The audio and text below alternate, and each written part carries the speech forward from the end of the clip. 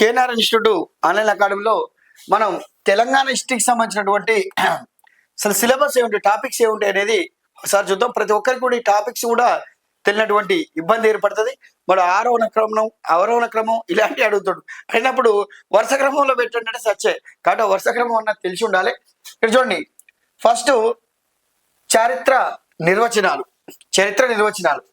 రెండవ టాపిక్ వచ్చేసి చారిత్రక ఆధారాలు, శిలాయుగాలు, తెలంగాణ పద ఉత్పత్తి.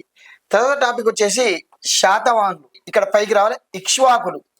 ఇక్ష్వాకులు, వాకాటకులు, విష్ణుకుండీలు, వెమలవాడ చాళుక్యులు, రాష్ట్రకూటులు, ముదిగొండ చాళుక్యులు, కళ్యాణి చాళుక్యులు, కాకతీయులు, ముసునూరి నాయక రాజ్యం లేదా ముసునూరి నాయకులు, రాచకొండ వెలమలు లేదా రేచర్ల పద్మనాయకర వంశం, బొమని సుల్తాన్లు, కుతుబు షాయిలు, అసబ్జాయిలు, తెలంగాణ సామాజిక సాంస్కృతిక చైతన్యం.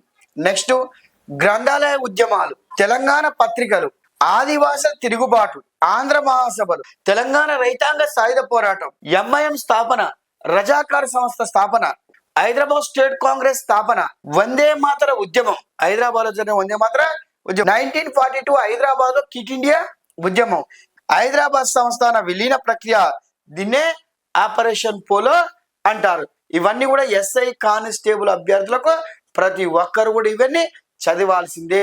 ప్రతి ఒక్క టాపిక్ ని ఒక్కసారి 2 సార్లు మీరు చదవగలిగితే ఎగ్జామ్ లో వచ్చే ఆన్సర్లని మీరు చాలా సులువుగా సునాయాసంగా ఆన్సర్ చేస్తారు.